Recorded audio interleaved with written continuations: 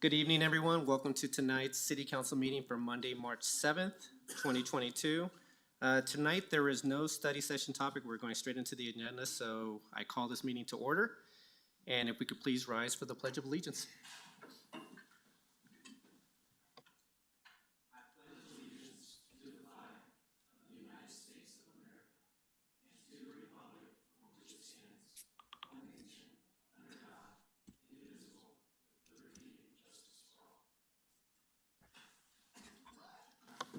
Thank you. City Clerk, can you take roll call? Yes, good evening. Member Anderson? Present. Member Noonenkamp? Present. Member Russell? Present. Mayor Pro Tem Ward? Here. Member Wink? Present. Member Woodward? Present. Mayor Sierra? Present. All 7 present. Thank you. Moving on to agenda item 5A, consideration of minutes. Could I get a motion to approve the regular City Council meeting of February 22nd? I move to approve the minutes from February 22nd. Thank you, Member Anderson. Can I get a second? Second. Any comments or corrections? I have a comment, and maybe it should be a correction. Under recognition of scheduled public comment, it has Kathleen Bailey and the subject she was talking about. I would like the minutes to reflect that she read the email that was sent by A. McHugh into the record. Thank you, Member Russell. City Clerk, is there anything that we need to do in order to get that amended or to get that added? You can just vote as amended. Okay. I move to make that Move to amend. Yes, I move to amend. Could I get a second on that? Second. Thank you, Member Anderson. Any comments? If not, can we please vote? Member Anderson? Aye. Member Noonenkamp? Aye. Member Russell? Aye. Mayor Pro Tem Ward? Aye. Member Wink? Aye. Member Woodward? Aye. Mayor Sierra? Aye. Let the record show 7 ayes. Thank you, Member Russell. Moving on to the minutes of the special City Council meeting on February 28th. Any corrections or changes? Seeing none, can I get a motion to approve? I'll move the minutes. Thank you, Member Woodward. Could I get a second? Second. Thank you, Member Noonenkamp. Can we please vote? Member Anderson? Aye. Member Noonenkamp? Aye. Member Russell? Aye. Mayor Pro Tem Ward? Aye. Member Wink? Aye. Member Woodward? Aye. Mayor Sierra? Aye. Let the record show 7 ayes. Perfect. Now moving on to agenda item 6A, Women's History Month Proclamation. I believe this was one of the items that we approved in full about a month back, so I'll go ahead and just read the proclamation. Whereas the city of Englewood recognizes that our nation was founded upon the principles that all people are created equal and that each person has the right to life, liberty, and the pursuit of happiness. And whereas March is nationally recognized as Women's History Month, with the first Women's Day taking place on February 28, 1909 in New York City to honor the 1-year anniversary of the garment workers' strikes in New York when thousands of women marched for economic rights. And whereas in 1903, a group of pioneer women headed by Miss Jacobs Jones began a campaign to make the Orchard Place community near present-day downtown Englewood safer and more desirable by forming a city and a government.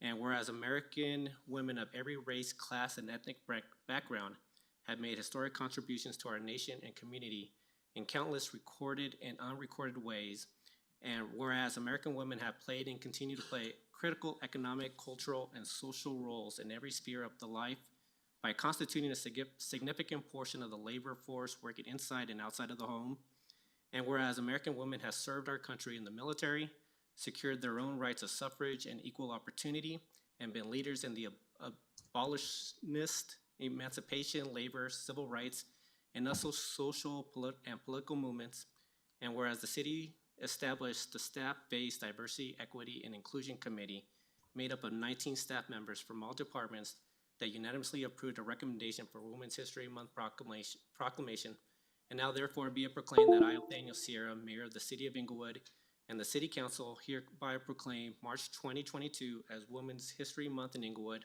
and encourage all residents to consider the contributions of women to the past, present, and future of Englewood. Thank you very much, everyone. I don't think we need to do anything further there. moving on to agenda item 7, recognition of scheduled public comment. I see that we don't happen to have any scheduled public comment for tonight. So now moving on to agenda item 8, recognition of unscheduled public comment. City Clerk, do we happen to have anybody on schedule tonight? We do.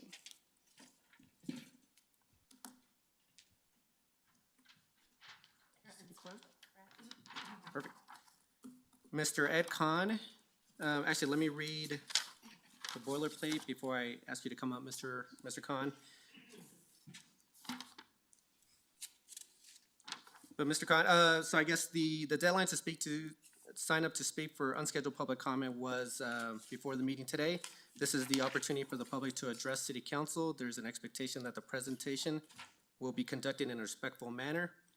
Council may ask questions for clarification, but there will not be any dialogue. Please limit your presentation to 3 minutes, and written materials for presentation to council may be submitted to the city clerk. So, Mr. Ed Kahn, you are up for unscheduled public comment. If you could just state your name and your address or your cross streets. Yeah, my name is Ed Kahn. I live at 4801 South Sherman at Cross Street, Layton and Sherman. Keep this brief tonight. My one comment tonight, that's just a comment, is that sometimes 3 minutes or 5 minutes just isn't enough. It would be nice if the city council could find a mechanism to allow either something like a presentation, or maybe once or twice a year even have questions and answer sessions so that we can actually interact with the council rather than just talking to you, and hopefully you hear us. Because I think that actually helps both the council and the citizens of Englewood. I'm here tonight to tell you I've been coming here on one topic, and I was even asked by Mayor Sierra to come down to one of your study sessions a couple of weeks ago, and I did so. It was plainly obvious that the city, it seems, has a fiduciary duty to make sure that all permits given out in Englewood are carried out correctly. When that does not occur, I guess the city just doesn't have an obligation to get in the middle of it at that point. But I think the city should. The last comment I have for you tonight is about water. Personally, I'm red tagged today. I guess COVID restrictions are gone and those are back. When the city council made the change from every 3 months to every 1 month on the billing, they increased the cost to the city by 200% of both administrative costs and enforcement costs, by simply replicating a procedure once a month rather than once every 3 months. At the same time they did that, my water bill went up approximately 45 to 50%, from $55 approximately per month, billed every 3 months, to over $80 billed once a month. Now, obviously, when you increase the cost simply by wanting your money more often, you got to pass that on to me. But it didn't make my water any better, and Englewood water is still kind of a butt of a lot of people's joke that it's even worse than Denver water. So I think the city should find a way to look at this situation and say, you know, maybe we should raise water rates 5% every other year over a 10-year span, or not just wait for 10 years and then raise it by 50%. I've lived in Englewood most of my life, and I know Englewood to be an older community. I like that about Englewood, and a lot of people are on fixed budgets. When you tell them automatically, just arbitrarily, their water bill goes up by 50%, and even those people who save water, I have never once in 15 years used more than my 1,000-gallon allotment, but I'm paying for that every month. That needs to also be addressed, because people like me shouldn't pay for other people who don't save water, and I'm trying to help my community. Thank you. Thank you very much, Mr. Khan. Any questions, Mayor Pro Tem Ward? Mr. Khan, are you aware of the low-income household water assistance program? Yes, I'm aware of the assistance programs for water throughout the state. Okay, just checking. Thank you. Member Russell. Thank you, Mr. Khan. Also, a water survey came in with the water bill last month. Have you filled that out? I have not filled that out, no.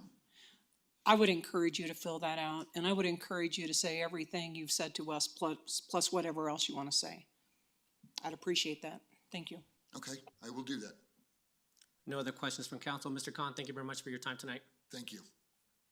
And City Clerk, anybody else online for unscheduled? Nope. That concludes unscheduled public comment tonight. Member Wink will be providing a comments on public comment. Member Wink, whenever you're ready. Yeah, thank you. Mr. Khan, thank you so much for coming tonight and sharing your views. And to your first comment, I definitely do hear you in terms of the sometimes right, insufficient amount of time you get to share your point of view with council. And moreover, what you said is that you have the inability to really converse and have that back and forth during our meetings, our regularly scheduled meetings. And so the city council as a body has certainly engaged with constituents in a number of different ways outside of the formal regular meeting and study session. So what you've shared tonight can bring up maybe, I mean, I'm thinking of town halls, but I know that in the last 4.5 years, I've engaged with citizens, with council in a number of ways. So perhaps we can discuss with council and the city leadership the frequency of those types of opportunities so that you can indeed engage with us. And of course, what comes along with that is our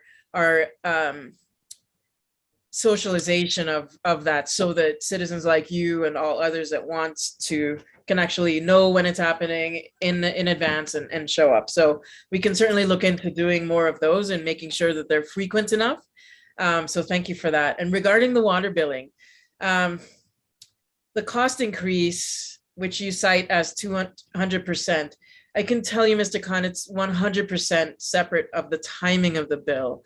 I'm also happy to share that the cost of the bills was increased only after our city leaders at the South Platte Water Renewal Partners and other aspects of our government representing the water. We went through an exhaustive series of research and then provided our findings and had many discussions here in council, in different meetings. I mean, this went on for months and months, and if not years. And what was shown was, without any degree of doubt or uncertainty, was that for, I think, a period of 40 years around there, the city of Englewood did not increase our fees, where every single municipality around us in the metro area increased it over time. We were at, I cannot remember the amount difference with other factors taken into consideration, but the point is we hadn't been increasing our fees. And so what you see that seemed like a shock to you was actually a very minor bump up, considering what would have been the total cost increase had your water bill been increased over the last 40 years. You would see yourself paying far more than you're paying today. And one of the key reasons that we knew we needed to make some change is that we were facing, and we still are facing, deteriorating water infrastructure that needs to be tended to.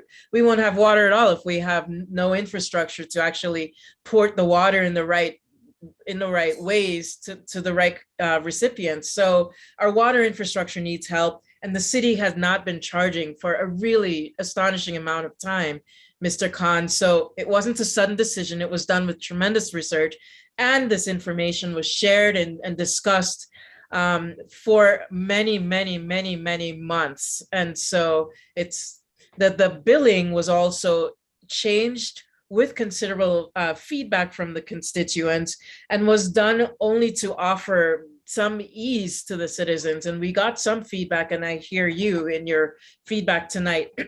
I think it was Mayor Pro Tem Ward who said this.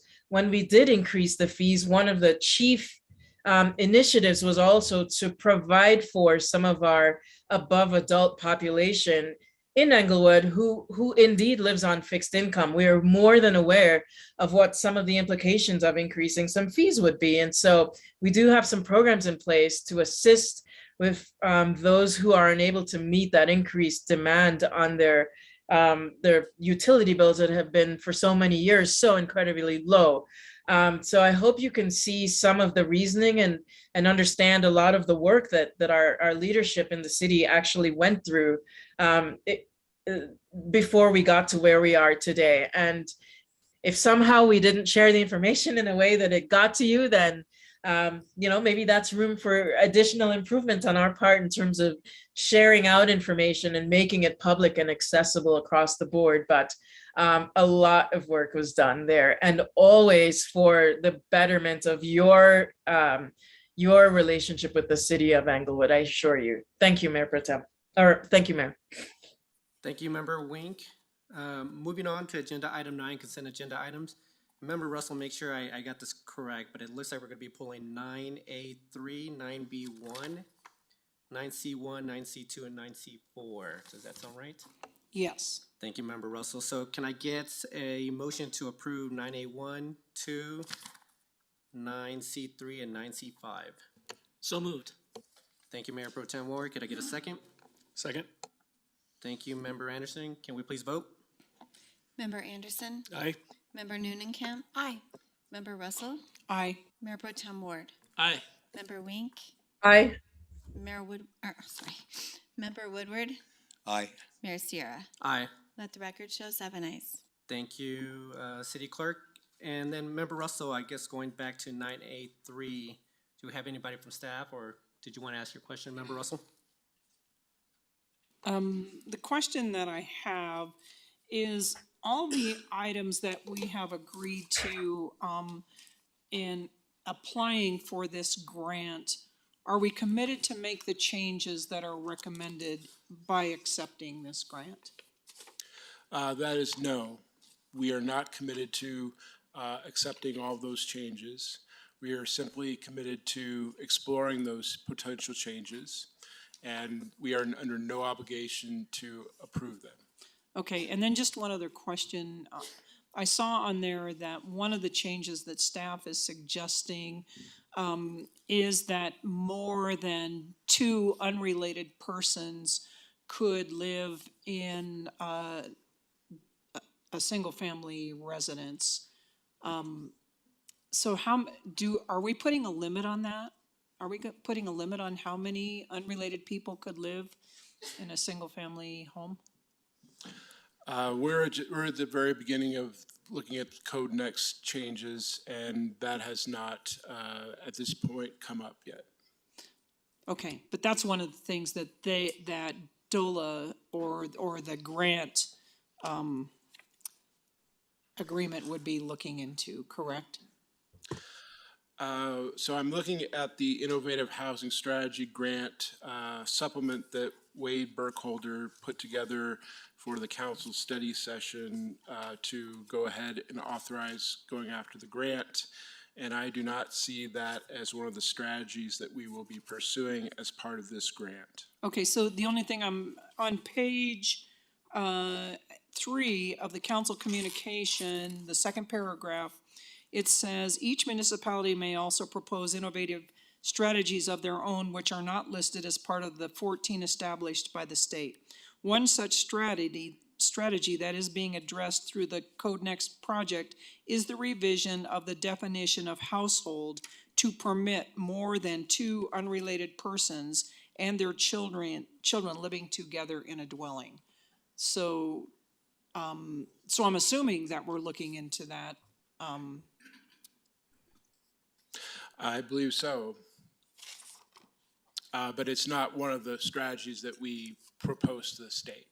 Okay, so council can decide, after we get all the suggestions, council can decide, it's not binding. Correct. Okay, thank you very much. Thank you, Member Russell. Any other questions from council? Seeing none, can I get a motion to approve 9A3? I move to approve 9A3. Thank you, Member Russell. Can I get a second? I'll second. Thank you, Member Woodward. Can we please, any comments? I was just ready to vote. Can we please vote? Member Anderson, Aye. Member Noonenkamp. Aye. Member Russell. Aye. Mayor Pro Aye. Tem Ward, Aye. Member Wink, Aye. Member Woodward, Aye. Mayor Sierra. Aye. Let the record show 7 ayes. Thank you. Now moving on to 9B1, approve an ordinance authorizing an IGA with Arapahoe County and the cities of Littleton and Sheridan to provide homelessness coordinator services. Member Russell, do you have a question on this? Sorry. Sorry. I'm not sure that I have a question. I have some concerns, and my concerns really are around the crime in this city and the homelessness issue, and I believe that both of these things need to be addressed together. And so I really am concerned that we would move on with this before we address some of the crime issues in the city. Thank you, Member Russell. Member Anderson.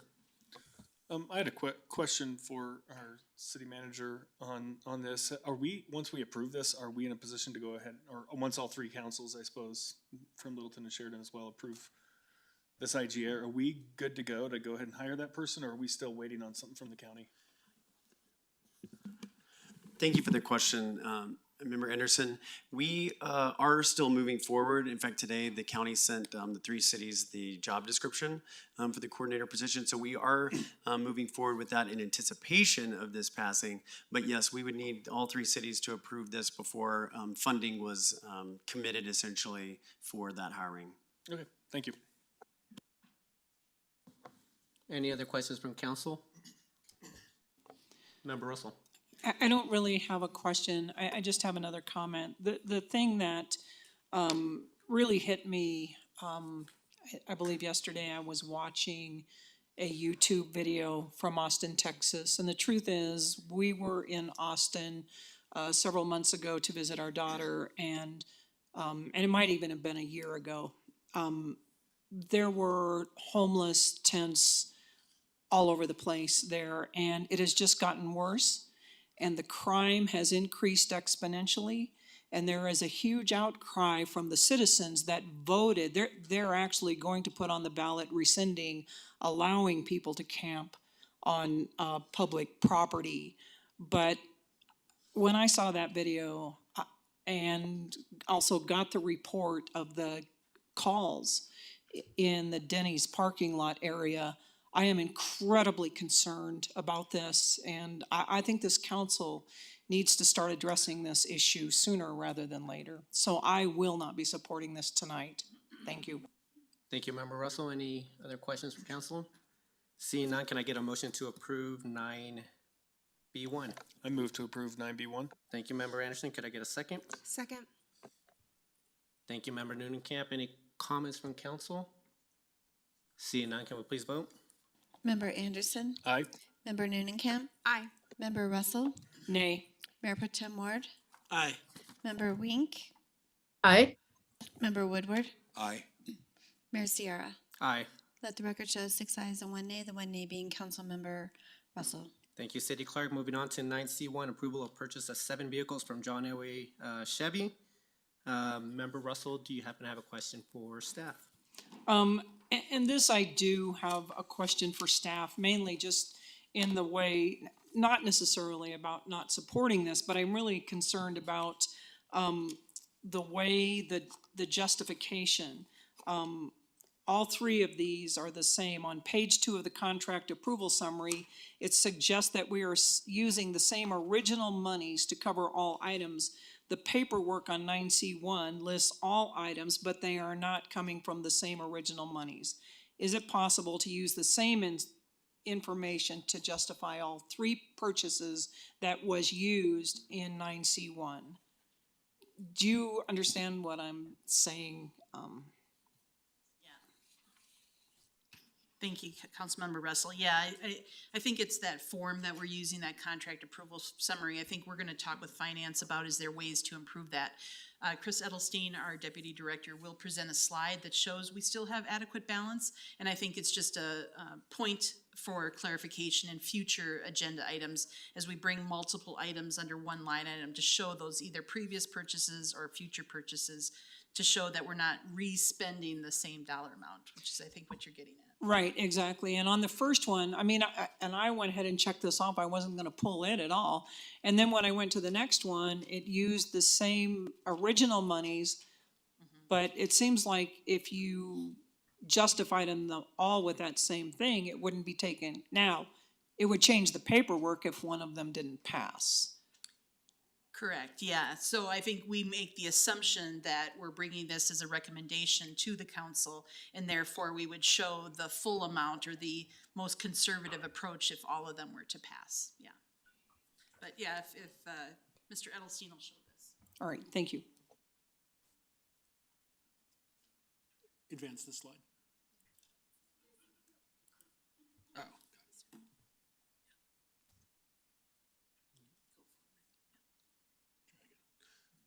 Okay, so with this, the top line, with all of our 2021 purchases, they all have not arrived yet. Obviously, if you're in the new car market or pretty much anything, supply chain is a little bit slow. So that first roughly $700,000 is what was already approved last year. The first item, John Elway, is for 7 vehicles at $251,000. Second item is the street sweeper for $256,000, and then the Transwest is 5 trucks at a little over $1 million. So the original $3.3 million, we took out the $2.251 for the equipment and vehicles that we've proposed, and we still have a little over $1 million remaining in the SURF budget at this time. Thank you. Thank you, Mr. Edelstein. Mayor Pro Tem Ward. I just want to make sure that I'm clear on what's happening with these transactions, because as I read through the packet, it appears the information we have indicates that the SURF budget has a balance, but it's deficient for these purchases. In other words, we did not collect enough from SURF or in SURF to fund these purchases. So we're drawing down the SURF balance. How does that affect the future vehicle replacement needs that the city has? Yeah, so we will be moving forward in April with the idea of leasing vehicles to try to make up that difference. So that way it would reduce, we wouldn't have to purchase the full price up front. It would be a 4-year lease. At the end of that 4 years, we would have ownership of the equipment to try to make up that over the next 5 years where we have these shortfalls. And if I read correctly, we're also charging departments more for these vehicles in order to backfill some of that, or That is ensure a correct. replacement cost in the future. That is correct. So we're adding a little bit extra to the cost. So we'll take a look at that at an annual basis, determine, our vehicle's going up 4%, 3% each year to make sure we do have enough at the end of the life expectancy of the vehicle.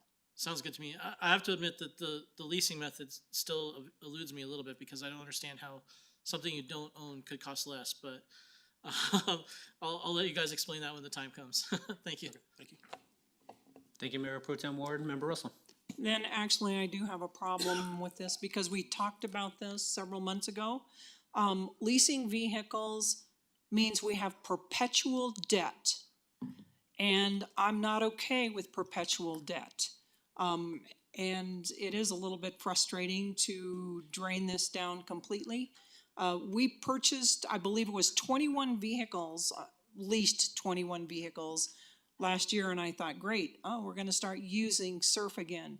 But I am very troubled by the fact that we would go to leasing vehicles because it's increasing the perpetual debt of this city. Thank you. Thank you, Member Russell. Any other questions from council? Seeing none, can I get a motion to approve 9C1? I move to approve agenda item 9C1. Thank you, Member Wink. Can I get a second? I'll second that. Thank you, Member Woodward. Any comments? Seeing none, can we please vote? Member Anderson, Aye. Member Noonenkamp. Aye. Member Russell, Aye. Mayor Pro Tem Ward, Aye. Member Wink, Aye. Member Woodward, Aye. Mayor Sierra. Aye. Let the record show 7 ayes. Now moving on to 9C2. Any further questions, Member Russell, regarding the purchase of a street sweeper from Equipment Company of the Rockies? No. Thank you, Member Russell. Any comments or any questions from council? Seeing none, can I get a motion to approve? I move to approve 9C2. Thank you, Member Noonenkamp. Can I get a second? Second. Thank you, Member Anderson. Can we please vote? Member Anderson, Aye. Member Noonenkamp, Aye. Member Russell, Aye. Mayor Pro Tem Ward, Aye. Member Wink, Aye. Member Woodward, Aye. Mayor Sierra. Aye. Let the record show 7 ayes. Perfect. Moving on to 9C4, approval of purchase from Transwest Inc. Any further questions, Member Russell? Any questions from council? Seeing none, can I get a motion to approve 9C4? Move to approve 9C4. Thank you, Member Anderson. Could I get a second? I'll second. Thank you, Member Woodward. Can we please vote? Member Anderson, Aye. Member Noonan, Aye. Member Russell, Aye. Mayor Pro Tem Ward, Aye. Member Wink, Aye. Member Woodward, Aye. Mayor Sierra. Aye. Let the record show 7 ayes. Thank you, City Clerk. I think that does it for, it does. For agenda item 9, now moving on to agenda item 10, the Plan Unit Development at 3600 South Galapagos Street. Tonight we have a public hearing for the Plan Unit Development at that address. Can I get a motion to open the public hearing? I move to open the public hearing. Thank you, Mayor Pro Tem Ward. Could I get a second? Second. Thank you, Member Anderson. Can we please vote? Member Anderson, Aye. Member Noonan, Aye. Member Russell, Aye. Mayor Pro Tem Ward, Aye. Member Wink, Aye. Member Woodward, Aye. Mayor Sierra. Aye. Let the record show 7 ayes. Perfect, thank you. We now have opened the public hearing. I know that staff is gonna be coming up, so, Planner Will Charles will be here to, present on the public hearing. And actually, before we get started, can we go ahead and just formally swear everyone in that may be presenting during this next block? So, not only staff, but also the developers as well. Go ahead, City Clerk.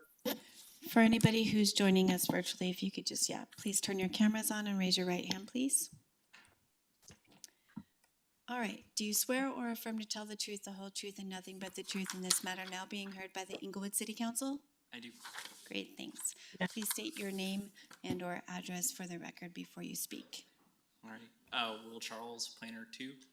I'm gonna go ahead and, I don't know if I just jump forward on this to get to my presentation. Just jump through it? I'll go until something looks like mine. There we go. Alrighty. So I've done a couple of these for you guys so far, but this one is ZON 2021-003 for 3600 South Galapagos Street. This is a 1.14 acre site. As far as geography, if you know, just south of Hamden, just south of that McDonald's, this is where that property is. Currently it has a strip mall on the eastern portion of it with kind of a green roof on it. As far as the project, so this page is a slight typo. It has 61, not 62 unit residential development. It's contained by 2 different types of product types, so a 4-story structure with 50 units and then 11 carriage units. As far as max height, it's approximately 65 feet as the max height. It has both increased landscaping beyond what would be required by the I-1 Light Industrial Zone District, which it currently is. And as well, they have a proposed 89 off-street parking spaces. This is just a site plan for the project. So you can see north is the left of the screen, west is the bottom. So the 4-story structure is on the northwest corner. And then there is a 11-unit carriage row home on the eastern side along the alley, which would be the top of the drawing. This is just an elevation of it. So as far as code modifications, the first one being an increase in the landscaping. So the district plan calls out a minimum landscaping at 12.5%. They actually have a little bit higher than that. It's about 6,600 square feet, which puts it just a little over 13%. As far as max height, like I said before, it'd be 65 feet. Currently in the I-1, there is no max height. As far as parking goes, it would be the 89 off-street parking spaces. If this was to meet code for a multifamily residential, it would have 106. As far as setbacks go, it would be variable between 0 and 5, depending on the side of the project. Currently in the I-1, there are no setback requirements, except for when it's abutting residential, which would be 10 feet. As far as uses go, this would be residential, and then the I-1 would be the change from what the previous zone district was. As far as project enhancements, traffic calming, detached sidewalks, a new neighborhood park, and then an increase in home ownership for the city of Englewood. As far as the Planning and Zoning Commission findings, they found that it met the comprehensive plan. It was in conformance with development standards and ordinances of the city, substantially consistent with the goals and objectives and policies of the city, and that it furthered the downtown development plan. As far as the Planning and Zoning Commission recommendations, these are similar to ones mentioned in the previous public hearings for the other projects this developer is conducting. So the first one being an open space fee in lieu. Second being public improvements such as sidewalks, curb ramps, ADA ramps, crossings, such things of that nature. Third being multimodal improvements. And then fourth being, if necessary, a minor subdivision filed with the county before building permits. And that is it for me. And as always, I give a presentation, but we have multiple members of our staff from our utilities, public works, traffic as well here if you have any questions. Thank you, Planner Charles. Any questions from council? Member Woodward? Yes, I'd like to ask, there was one vote with Planning and Zoning Commission. Can I get the reason why there was a nay vote on that? So I sort of wouldn't want to put any words in anyone's mouths. As far as my understanding, the quantity of units between this project, I think, and as well as other ones being proposed in the area, they felt it was a large amount of density for that, one specific section of the city. So that was my understanding of why that member voted no. Thank you. Yep. Thank you, Member Woodward. Any other questions from council? I'll ask the question just because it falls under your section, Planner Charles, but I'm trying to find it, but I thought I saw a slide in here that when it was talking about the bike lanes within the city, it talked about Kenyon or the block north of that as well. The one thing that I saw missing though was the rail trail, where it just stopped at Kenyon and didn't show it continuing up north to Hampton. So Correct. Was that just a misprint, or have we changed what the rail trail may be? No, it's just that's separate from what was being proposed under these projects as far as their improvements. So most of the rail trail on that portion is all obviously on private property through easements and things like that. Right. So that's why it wasn't included in that drawing. It's Okay. still intended the same way as before. Okay, thank you, Planner Charles. Member Anderson?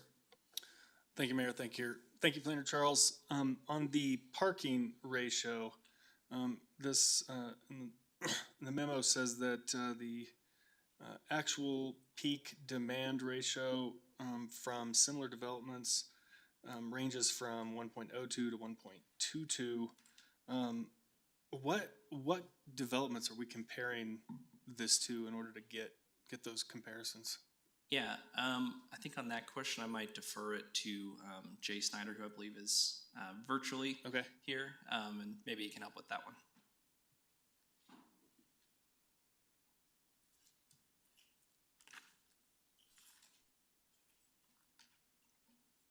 Maybe.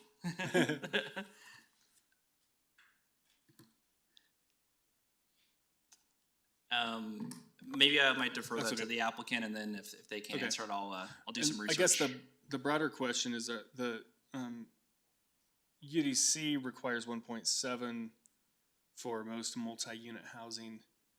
It looks like actual peak demand would be 1.22 at the most.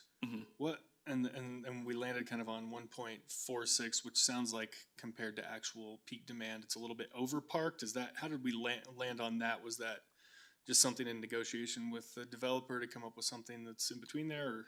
Or? As far, it's that as well as similar projects in the area. Okay.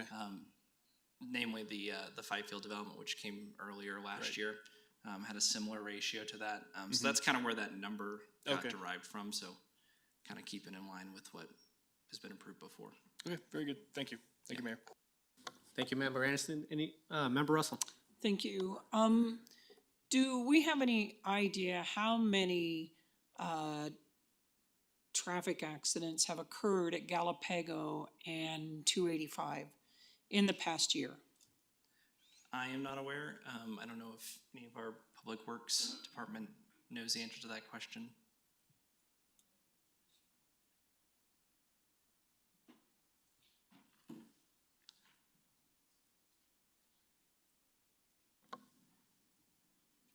Good evening, Mr. Hose. If you could just state your name and Yeah, I'm Tim Hose, Deputy Director of Engineering for Public Works.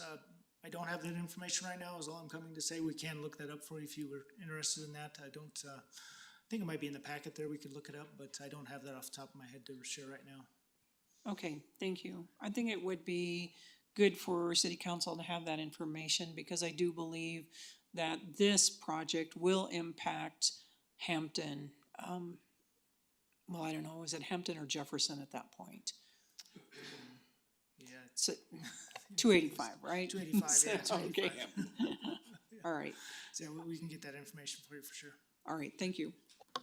thank you, Member Russell. Any other questions? Mayor Pro Tem? Mr. Charles, am I reading the packet correctly that at the P and Z meeting, we didn't have any members of the public appear to speak in favor of or against this? I believe that is correct, yes. Thank you. Member Newnham. Thank you, Mayor.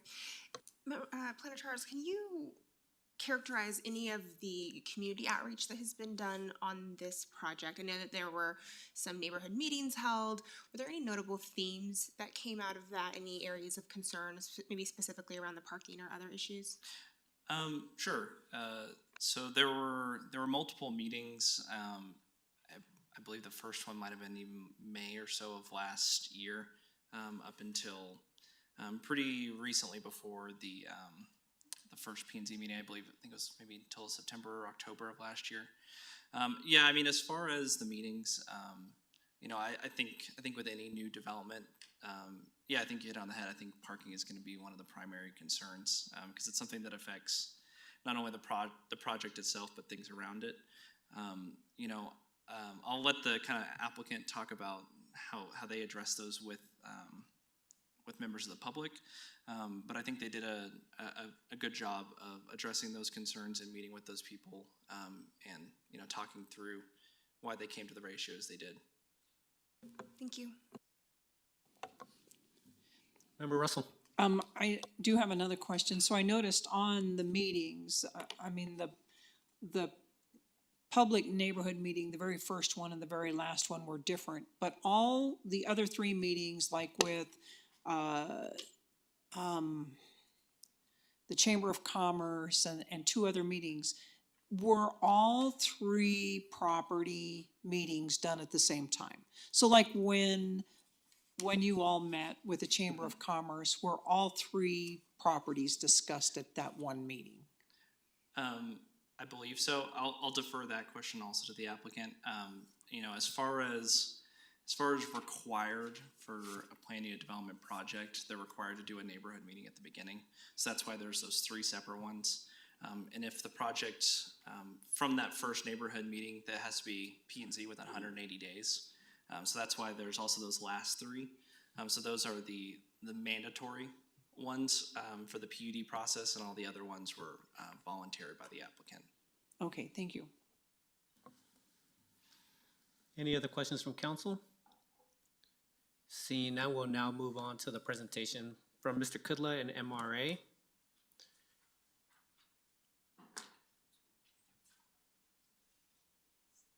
Good evening, Mr. Kudla. If you could just state your name and your address.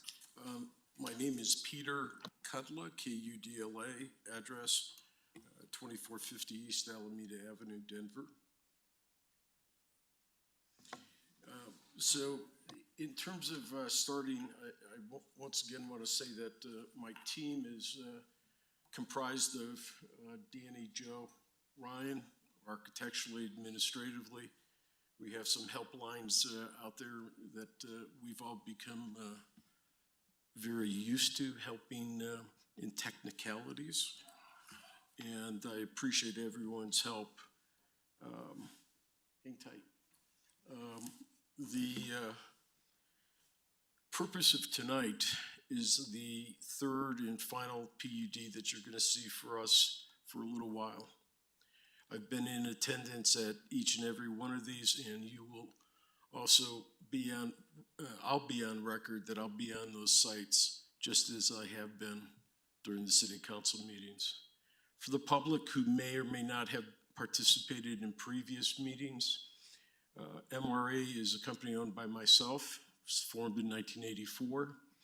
We are fully integrated, which simply means we start from the very beginning with the vision and work our way all the way through the construction, development of the product, and either sale of the product or rental of the product. We've been in 13 different municipalities and have had the privilege of developing 3 specifically in Englewood. So we do both a combination of for rent and for sale. We've been very active in the community, and we will continue to be. We have a great connection with Craig, along with a number of other very philanthropic endeavors in our community. The goals and objectives. I kind of was sitting there getting ready to say, what's the whole essence of our efforts in neighborhood improvement? Formally, we've talked about delivering attainable for-sale housing offered to all ages and demographics. In the 3 specific opportunities that we have presented to the city of Englewood and the residents of Englewood, provide that entry from entry-level homes to aging in place. This particular opportunity, we'll do a little comparison chart so that members of the council and public see the distinct difference between all 3 from a size standpoint, demographic standpoint, and price band. We are still attempting to do the carriage homes that we've discussed at length.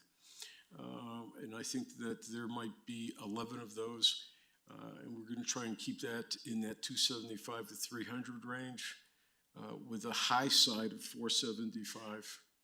We've talked about increased municipal tax bases. We've talked about activation and encouraging walkability and connectivity in retail redevelopment. We've been very focused on how do we create identity. This particular opportunity has a small pocket park, which will be known as First Responder Park, and it will be accentuated with acknowledgement of first responders in Englewood, along with a memorial to the 9/11 artifacts that I had a privilege of participating in bringing to Denver. We talked about the attainable housing program in terms of formal contribution in any form or fashion that we can. And again, we're not forgetting the industrial district, we're complementing it.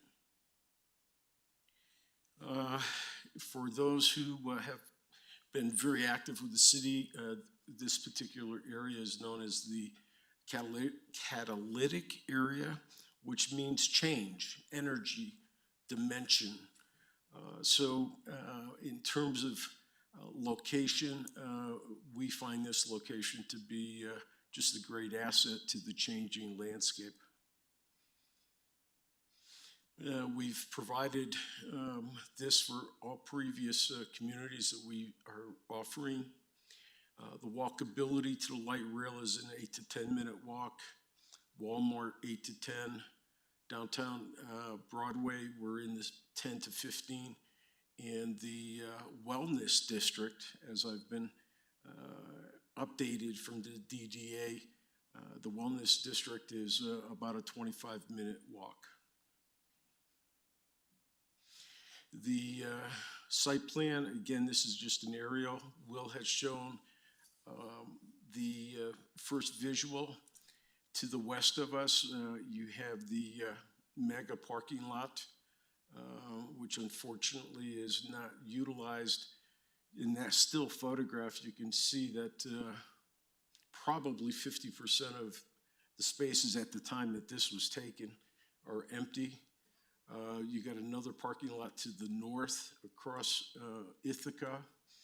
So a lot of hard surface and a lot of unused ground. I mean, it's somewhat barren.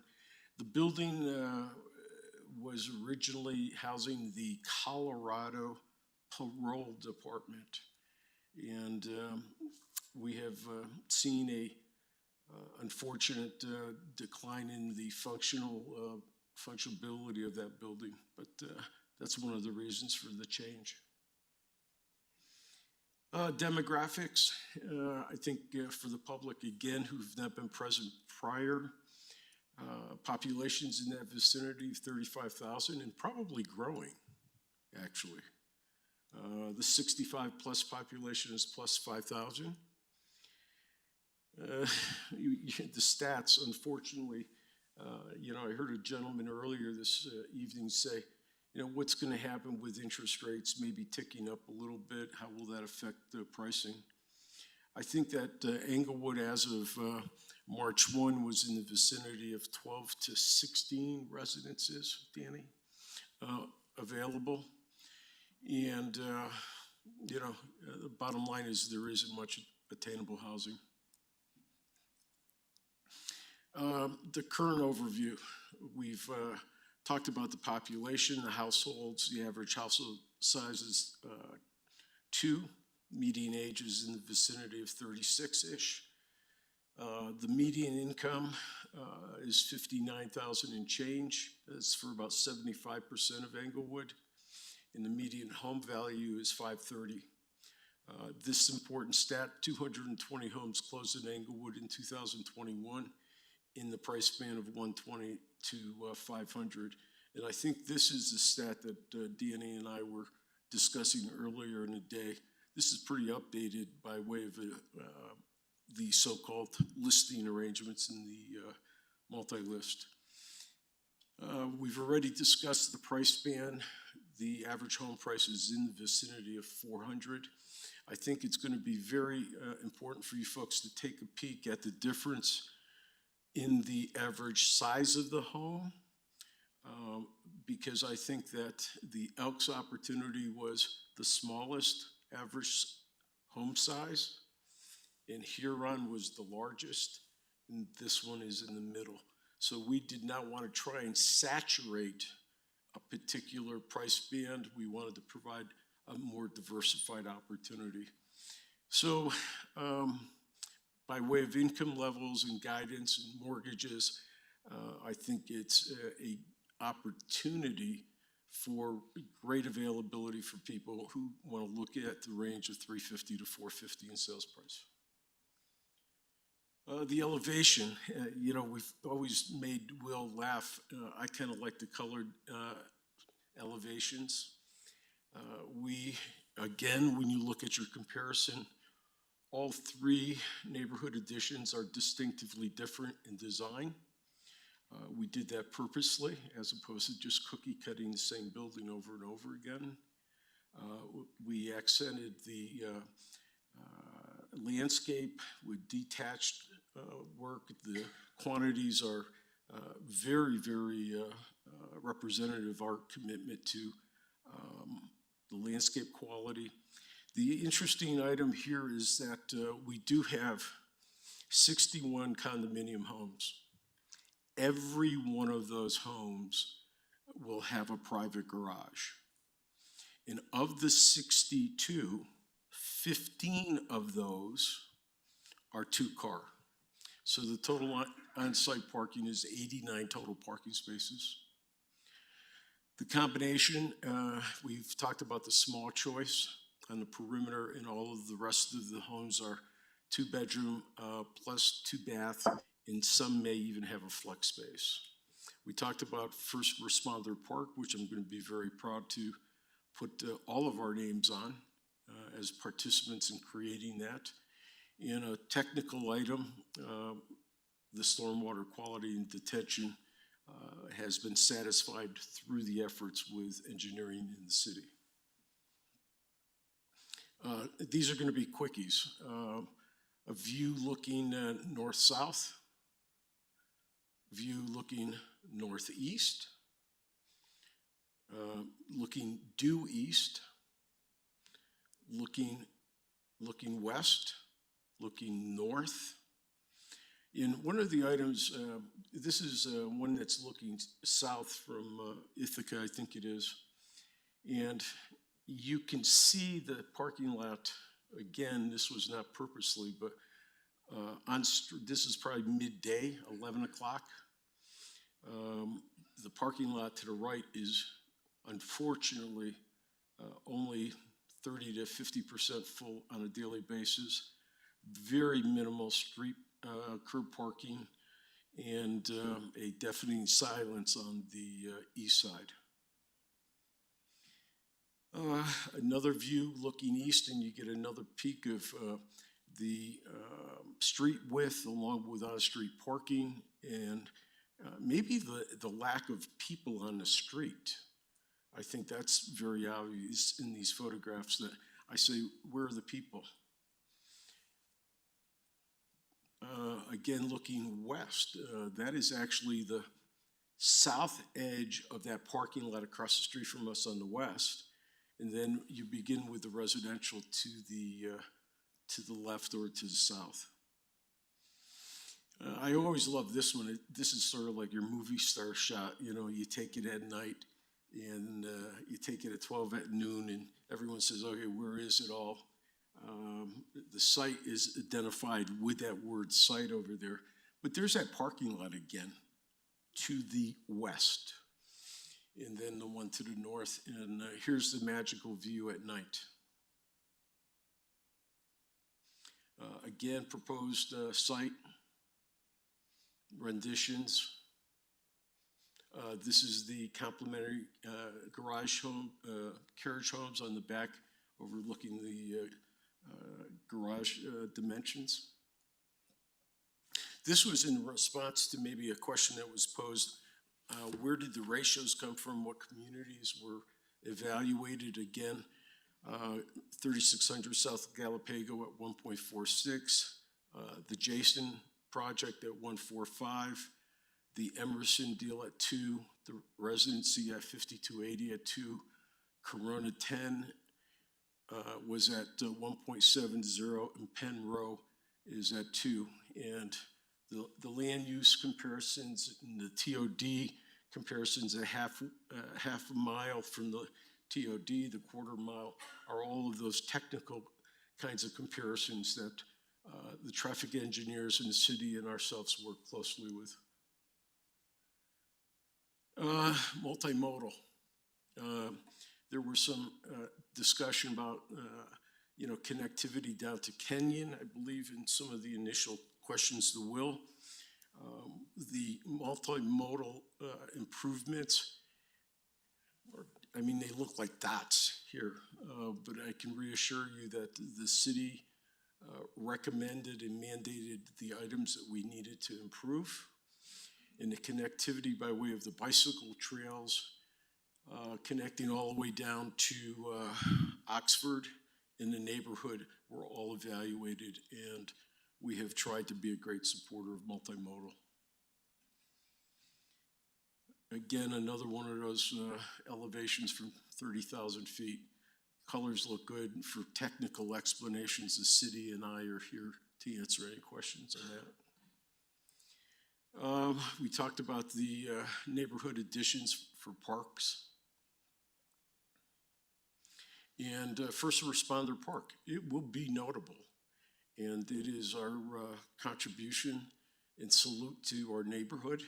I think it's going to be a proud opportunity for us to recognize first responders in Englewood, and also the compliment and privilege to display some portion of the 9/11 material that was transported back from New York in a project that I did. Believe it or not, I can't believe it. It was 2011, I think it was, when we brought the pieces back. You can see the detached sidewalks.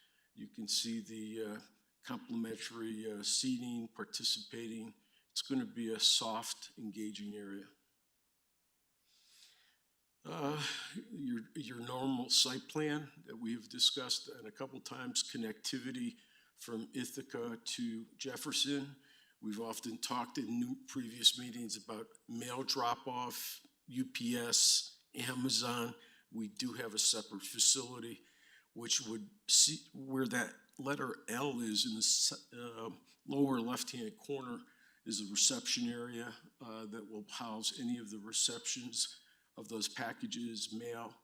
We've talked about trash, which will be accommodated within the building and through the individual units on the backside.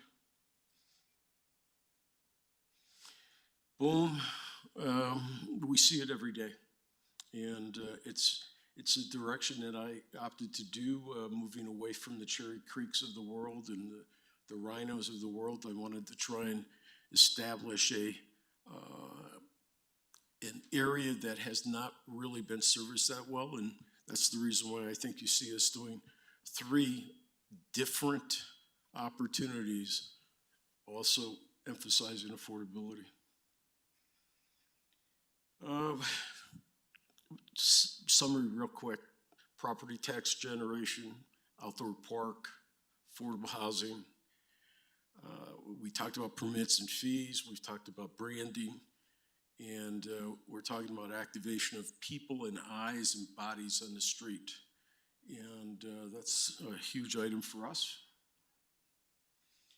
So, Danny, go slow with me here. On the left-hand side is EL 2122, which is the Elks opportunity that the city supported us on, and I'm very proud to say that the second reading has been completed and drawings are waiting to be submitted.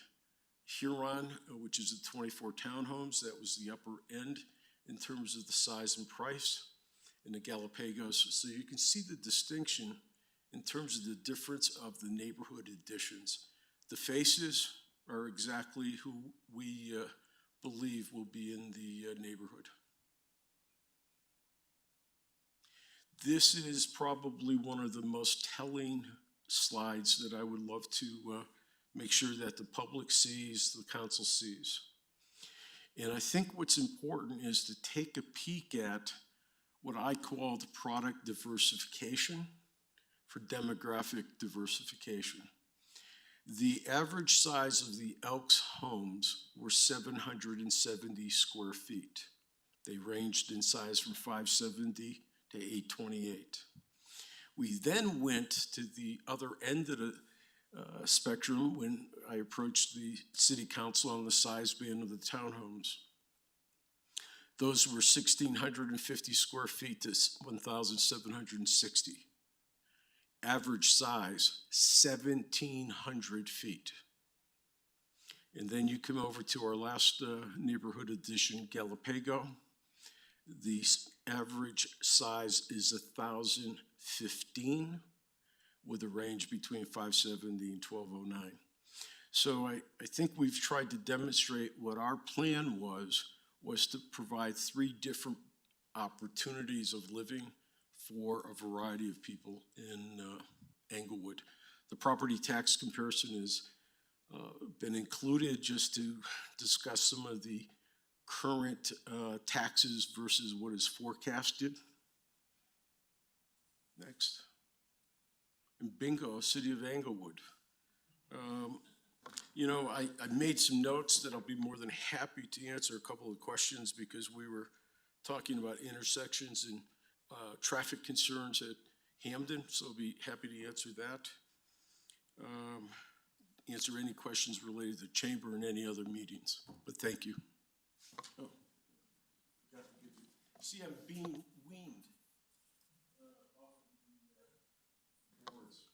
Well, Mr. Kudla, I was going to mention last time you came with some of these visuals but didn't show them off. So I'd hate for you to bring them up and not show them off again.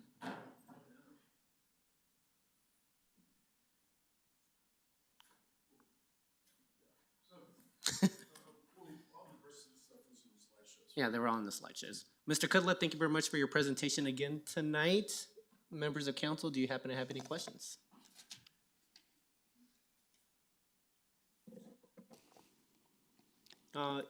Member Woodward, I'll start with you. Yeah, I have a question here. In the report that we have, I see that the unit sizes here, it said ranging from 570 square feet to 1,888 square feet. And in the presentation you just had, it was up to 1,209 square feet. So I'm just, Okay, are you speaking of the staff report? of the staff report, Okay, correct? we may have just found a minor error because the size is as represented.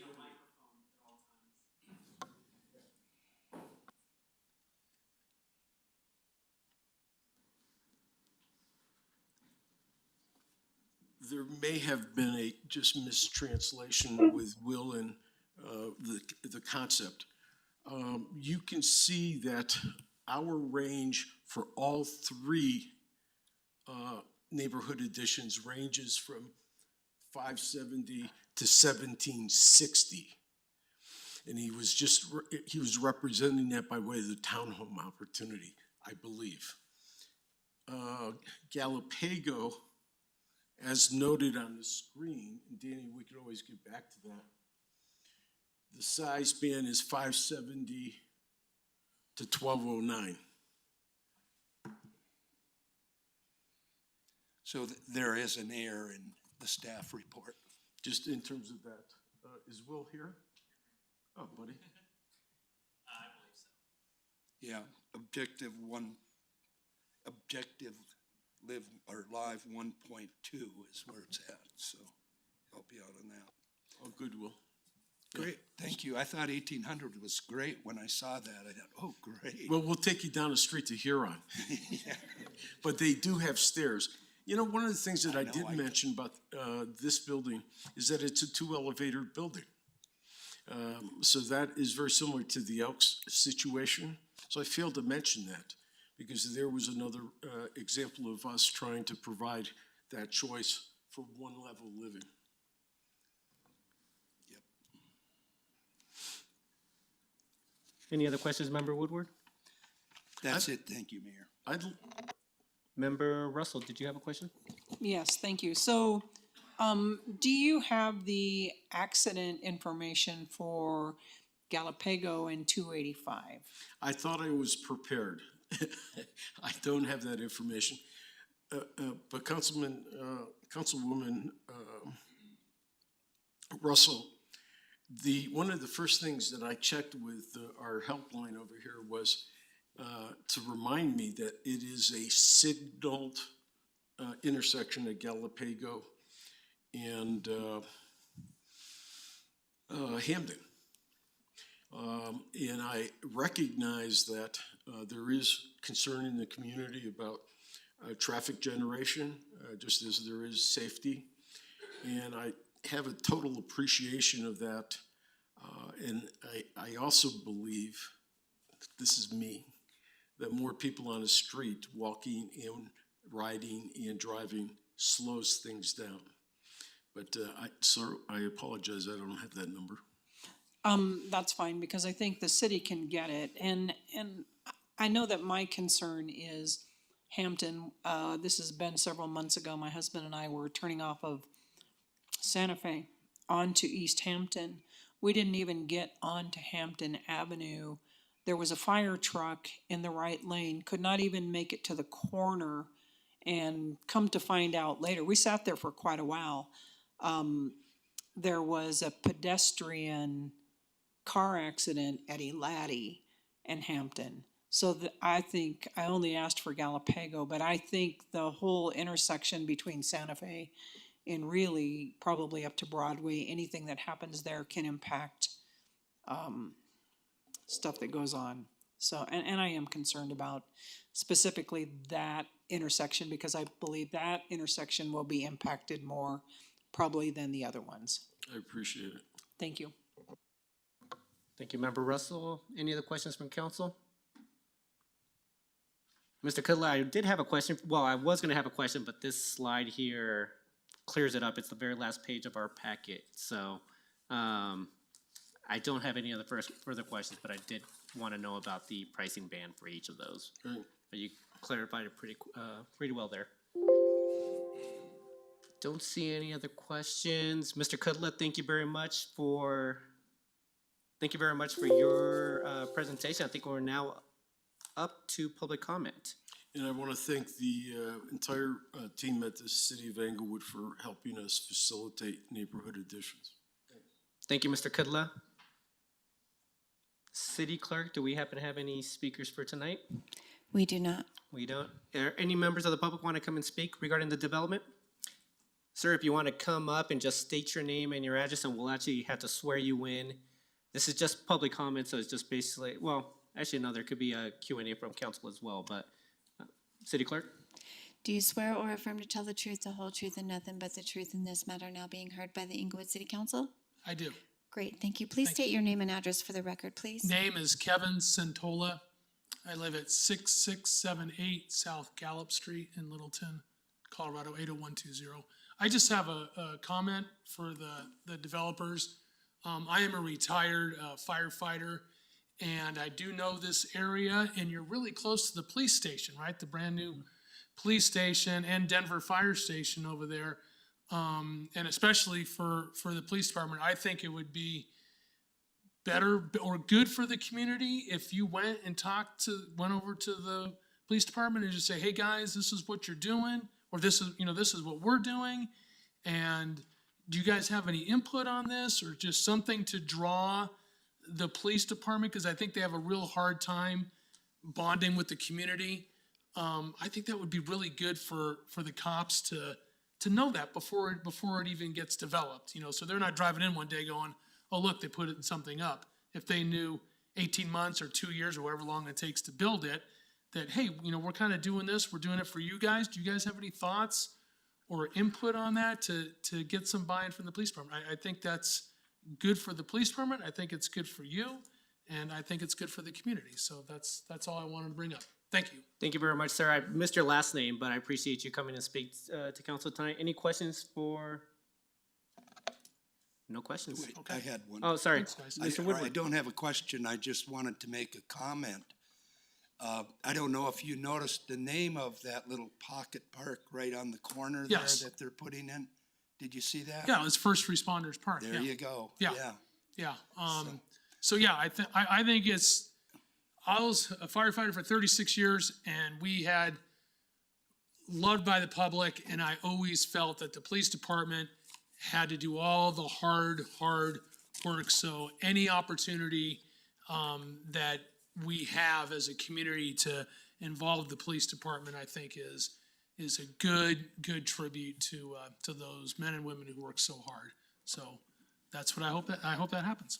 Thank you very much, and thank you for your service, and you're not going to get any disagreement from this council on your statement, so thank you very much. Thank you. No further comment from the public? Seeing none, can I get a motion to close out this public hearing? I'll move to close the public hearing. Thank you, Member Woodward. Could I get a second? Second? Thank you, Member Anderson. Can we please vote? Member Anderson? Aye. Member Noonan-Kemp? Aye. Member Russell? Aye. Mayor Pro Tem Ward? Aye. Member Wink? Aye. Member Woodward? Aye. Mayor Sierra? Aye. Let the record show 7 ayes. Thank you very much. That concludes the closure of the public hearing. We're at around 7:15. Did we want to take a break? Does anybody need a break? Yes, we do need a break. We'll take a 10-minute break. We'll come back at 7:25. Thank you very much, everyone.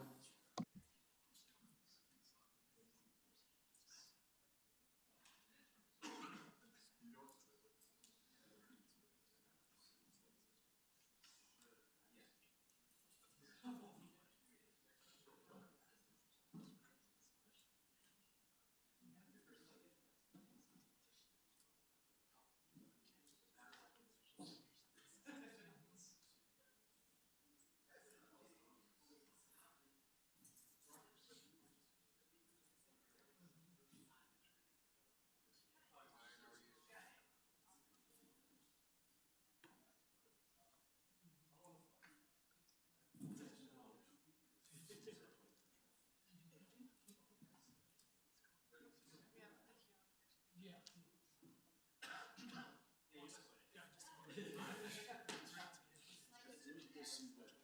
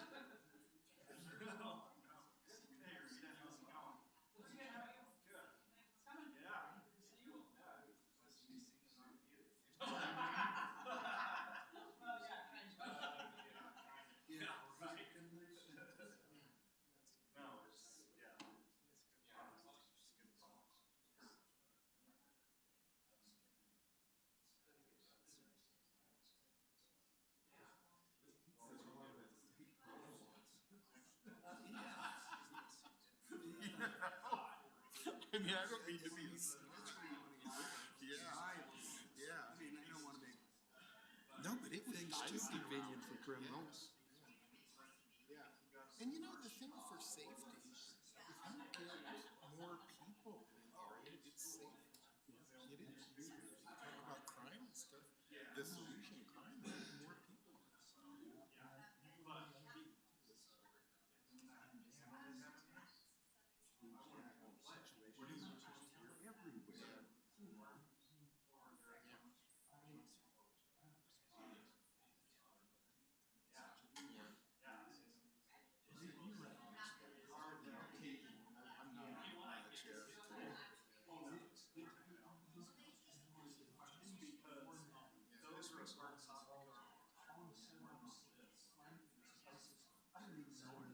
Yeah, they made it right.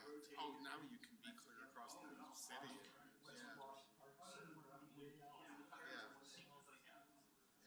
Oh, no, geez, I don't know anything about. Yeah.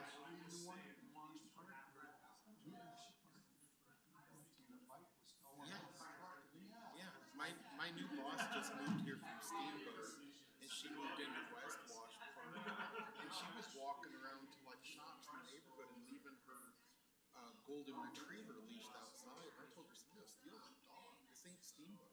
This is, you know, like I said, I don't think that's safe." Yeah.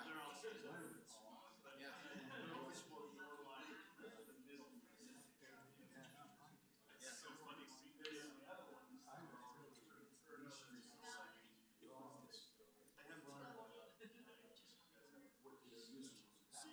Yeah.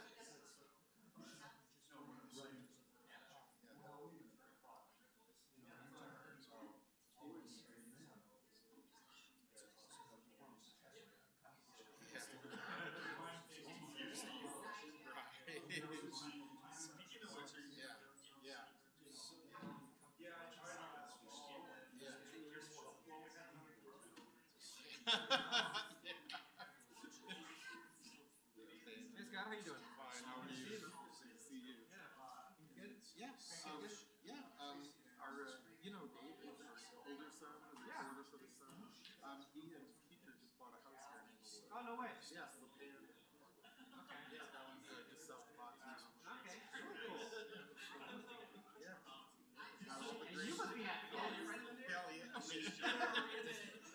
Close to the grandkids are the better. Yeah.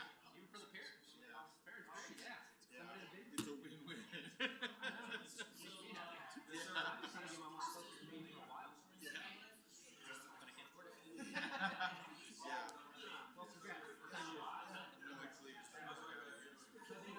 Okay, so are you still No, David is right. You know what the Colorado Sun is? It's an online news source based in Denver. It's entirely online. Yeah, if you look at Colorado Sun, that's where he's writing for. No, it's entirely. It was started by they resigned their jobs. They started this new operation. That was in 2018, and a lot of people said it would fail in 6 months. It's still going. Yeah. Yeah.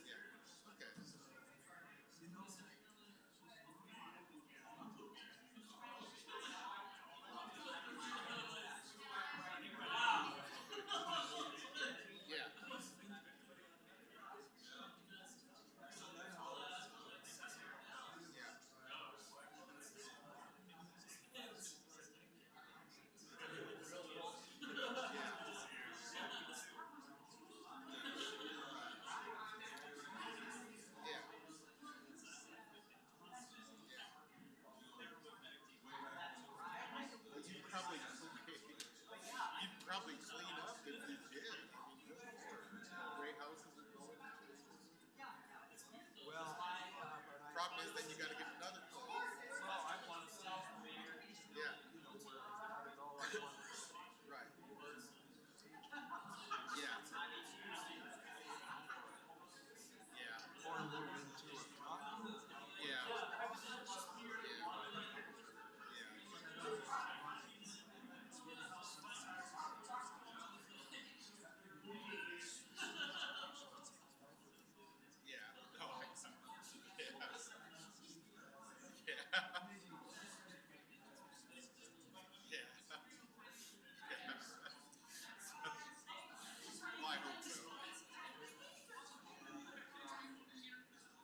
I don't know.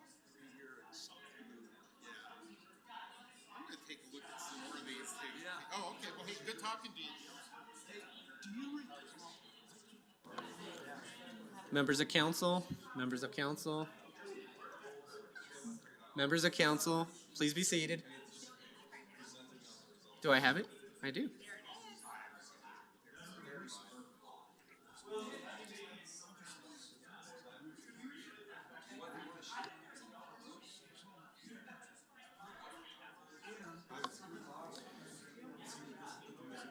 Members of council, let's get started.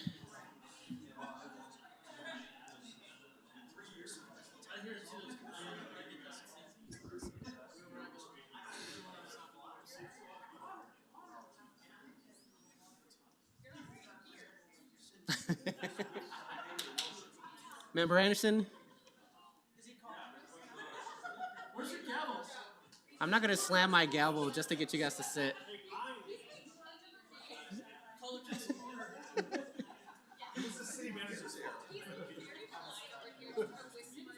No, it's like, this is as loud as the mic gets, so. All right.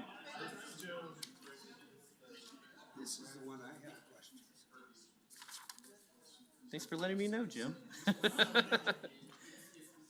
right.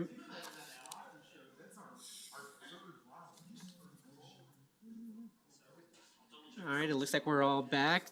Thank you very much, everyone. Now moving on to agenda item 11. 11A1 is approval of ordinance on first reading of the 3601 South Huron Street and 888 West Ithaca Avenue Plan Unit Development. I think we have Planner Charles back up to discuss approving the plan unit development. Yeah, and I think if I remember right, I don't have to raise my hand for this one. No, not a public but, hearing, so go ahead. It's always disappointing, I like doing that part, but yeah, for this, I don't have anything to add. I'm just here in case you have any questions for me. Thank you, Planner Charles. Any questions from council? And I'll just hold because I know that Member Woodward said that he did have a question. But I'll give you time to get through your papers. Yeah, I'm asking, regarding the drawing with the shading on it, and just taking a look at that. And it's not in the packet, I went back. As I was sitting yesterday looking at the snow on my sidewalk and street, and I was thinking, wow, I wonder what that property, with entries coming in from, let's see, from the west, and the height of the buildings totally surrounding it, I thought, well, there's no place to plow it because everything is a garage there. And therefore, anything over 3 inches of snow has to have snow removal. That is, bring in a front end loader and pick it up and dump it. And I'm curious to know if that was considered in, and I assume there's HOA fees. I can't imagine there wouldn't be with a development like these. Any idea on what the cost of something like that in today's dollars is? I personally don't have the answer to that question. I don't know if the applicant is allowed to come up and speak, and if they are, then I'm sure they can probably answer that one for you. Mr. Cutler, did you want to come and speak? Great observation. All of the communities that we have done are HOA managed and operated. Snow removal is clearly one of those services.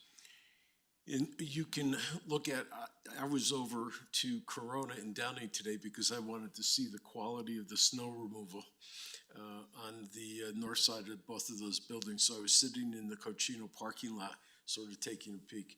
We do hire out all of the removal, and those obligations and costs are built into the HOA fees. And in terms of drop spots for snow and plow, you will notice on that site plan, and I don't have it right in front of me, but I got a pretty good picture. There are 2 open areas to the south towards the Holberg area, and those would probably be advantageous because they're on the south side of the building, where the melting factor is much greater. I know in the planning commission meeting, there was some discussion about shading on the street. It's our obligation. You know, we have that same condition at the building that we did for Craig Hospital on Girard. That building faces the north. Yep. And we're on it like a bee on honey. Yeah, I was thinking more on the interior, Yep. coming into either getting up in the morning and trying to get your vehicle out of your garage space, or coming in during the evening and trying to get in if there's any amount of snow.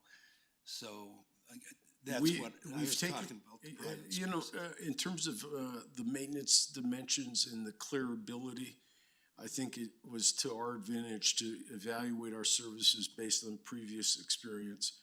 So I think it is doable. Yeah.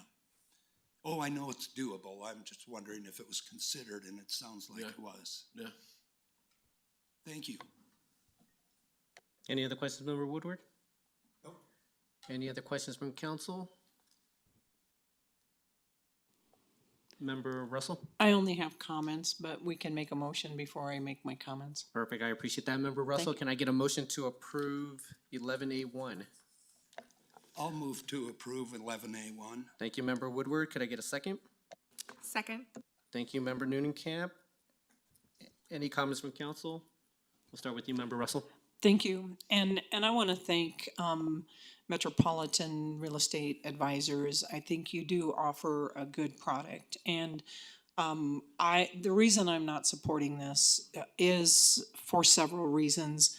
I believe that we must protect our industrial areas because they are greater income generators than one-time fees generally produced by development.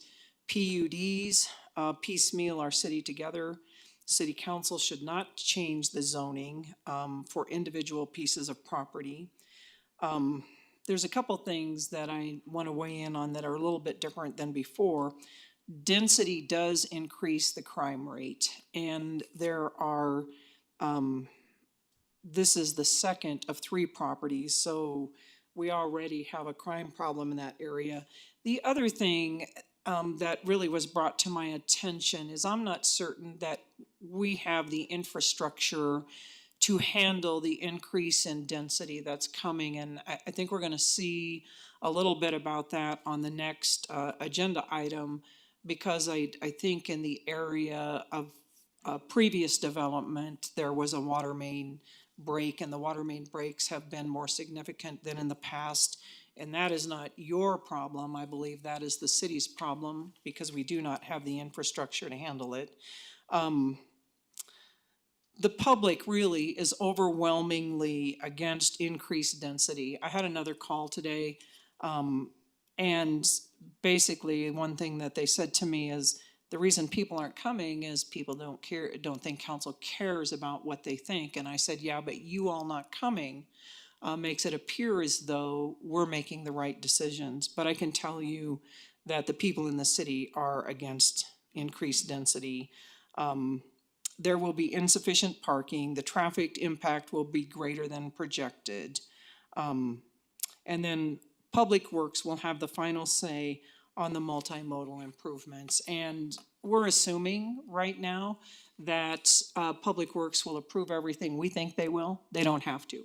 And very likely they may not. So anyway, I will not be supporting it. And I think we need to be careful about how much we are actually increasing the density in this city. Thank you. Thank you, Member Russell. Member Anderson. Thank you, Mayor. And this one is, this particular one of these developments we've looked at is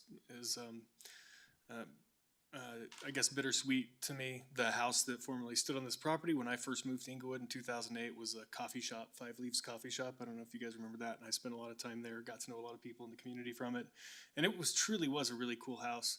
But I've seen over the years since then, different businesses go in there and try to make that house work. There's a lot of history on the property, obviously, and nobody really could make a real successful business at the property. But I do have a lot of really good memories from that coffee shop, so it's kind of sad to see that go. But I do see a positive here for Englewood in getting an increased number of units. We're replacing one unit surrounded by a sea of concrete for a whole bunch of units that can contribute to just an increased quantity of housing so that people can continue to move to Englewood and really serve the citizens. And hopefully adding these units in different places around the city will ultimately, hopefully bring some stability to the market and bring stabilized prices over the long run. So I think this is good for Englewood, even though it's sad to see the change in some ways. That's the way cities work. They grow and change, and what works 20 years ago or 50 years ago doesn't work for what we're trying to do now. So I'm supportive of this, even though I'm sad to see I have Five Leaves. I have their rug and their old sign hung out front in my house because they gave it to me when they closed the shop down. So I will remember that place for sure, but supportive of this development as well. Thank you. Thank you, Member Anderson. Member Noonan-Camp. Thank you, Mayor. I have struggled with this one, and I've spent a lot of time considering the merits and some of the potential costs, and that's what we do up here. We consider those things. And I think it's challenging because we talk about the need for attainable and affordable housing in the city, and this is expensive, right? It's on the higher end. You gave us a small, medium, and a large, and this is the large. And when I hear from citizens the need for attainable housing, this is a tough pill to swallow if we're saying this is what we're approving. But then also, I balance that with a need to create density thoughtfully in the city. Density is a really challenging subject for our community, so it needs to be handled with care and with thoughtfulness and with strategy. And we've done that in Englewood. We have a plan for how to make these decisions that we've put a lot of thought and a lot of care into. And in the materials that are provided to us from the Englewood Forward Plan, it says a greater critical mass of residents, including households that are not in family-raising years, can support more retail and entertainment businesses, and their presence contributes to a lively street-level activity.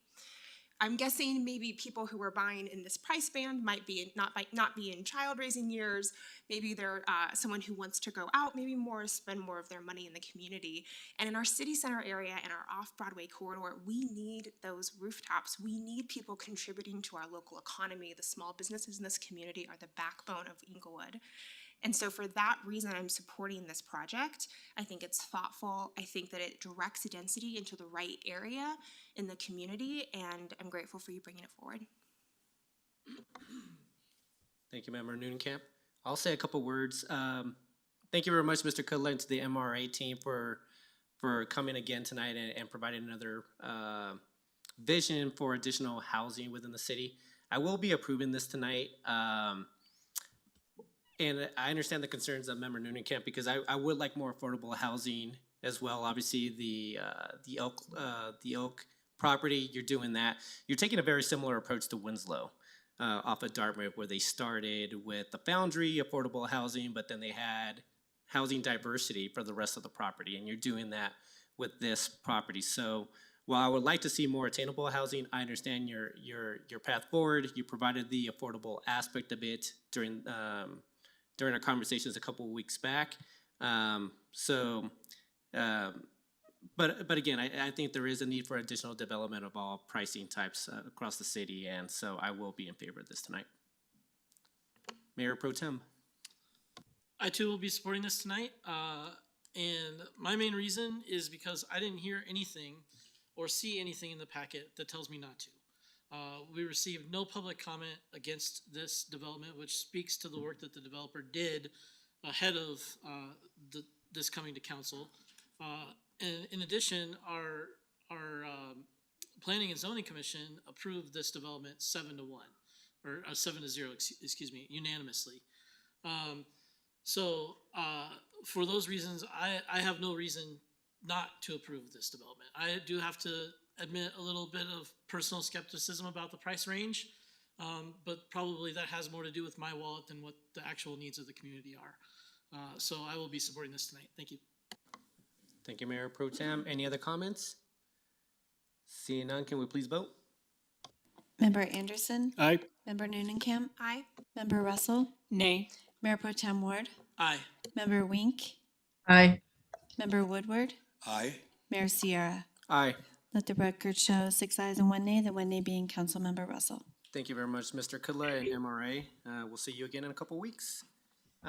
Moving on to agenda item 11C1, staff is seeking city council approval by motion of change order number 2 with Global Underground Corp to the 2021 purchase order in the amount of $12,524.91 for a total PO authorization of $110,524.91. Here tonight is Director Van Rye. Good evening, Director.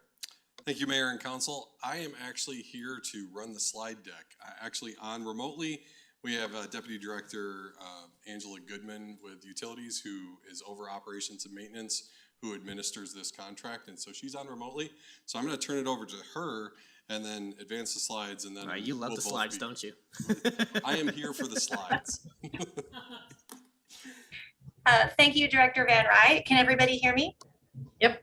Okay, well, good evening, Mayor, Mayor Pro Tem, and members of City Council. I'm Angela Goodman, Deputy Director for Operation and Maintenance in Utilities, and I will be presenting on this change order for Global Underground. Next slide, please. Okay, so The first contract that we had with Global Underground to repair emergency water main breaks was approved in March of last year. The initial contract was for $80,000, and we actually awarded 2 contracts, one to Global and one to another contractor, BT Construction. The first change order was approved in December, early December in 2021, and that change order was for $18,000, and that was for the emergency pipe repairs. The reason why we did an initial change order for Global Underground was that they were much more responsive than BT Construction, and so they ended up doing the bulk of the repairs for the emergency water main breaks that we had. Between the time frame of when we approved that change order and when this emergency repair happened on December 29th, we actually had 4 additional water main breaks, and that definitely ate up some of that additional change order. The second change order that we're coming to you tonight with is for $12,524.91 for a water main break that occurred on December 29th.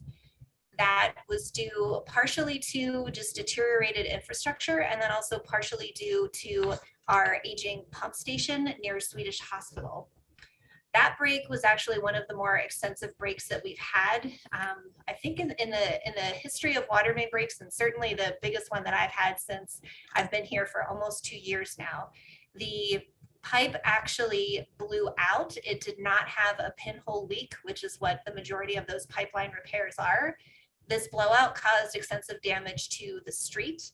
And of that $21,000 repair, $9,000 of that was actually solely for asphalt. So tonight we are coming forward at our Water Sewer Board meeting on February 8th. The Water Sewer Board recommended approval by council for this change order. Next slide, please. This slide summarizes the original contract amount, which was the $80,000. That previous change order that was approved in early December for 18 and has the total contract amount of $98,000. In order to pay Global for that $21,000 change order the $21,000 repair that they performed, we need to allocate an additional $12,524.91, which would bring the new contract amount to $110,524.91. Approving this change order would actually close out that contract for 2021. Moving forward in 2022, we have actually added an additional contractor. So we now have 3 on-call contracts dedicated to these emergency repairs. The other 2 contractors that we added were Brandon Construction and CNL Solutions. Each of those contract amounts is valued at $90,000. Next slide, please. Are there any questions? Thank you very much for the present, Deputy Director Goodman. Any questions from Council Member Russell?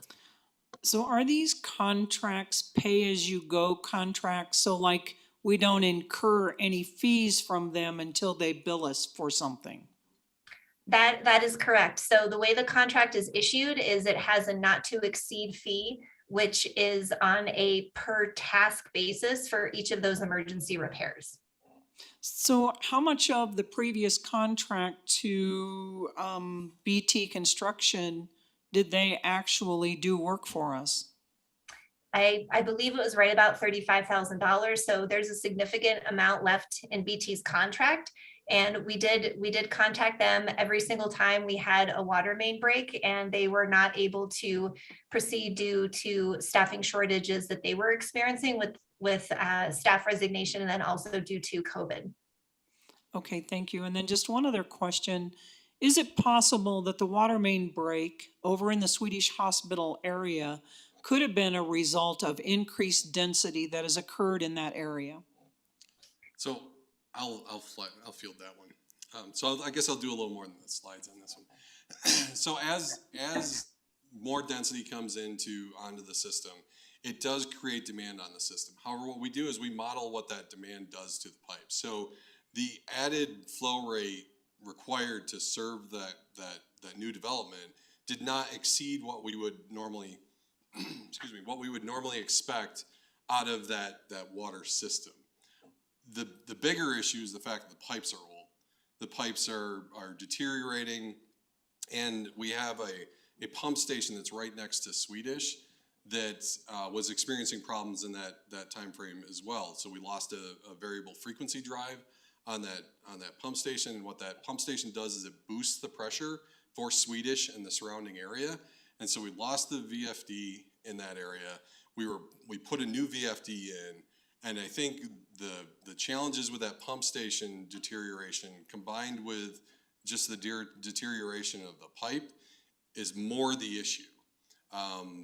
The way that we prevent, that we ensure that additional densification doesn't necessarily cause a longer term problem is through a water model. So we now have a water model, which is a digital network of our water system, so that we can input a demand onto that part of the system and then model it in terms of what it'll do from a velocity perspective, how it'll increase the flow through the pipes if it changes direction of the flow in the pipes. And that's all things that are new systems that we've put in place in the last year and a half to help us be smarter about how that increased density affects the existing system. Okay, so with that in mind, then my question becomes, can you tell us that we shouldn't build increased density at a specific place at a certain time because the infrastructure won't handle it? Does the system have that capability? So with the model, we can. And so if, let's say, for example, a 30-story building goes up and all the pipes surrounding that building are old 6-inch pipes.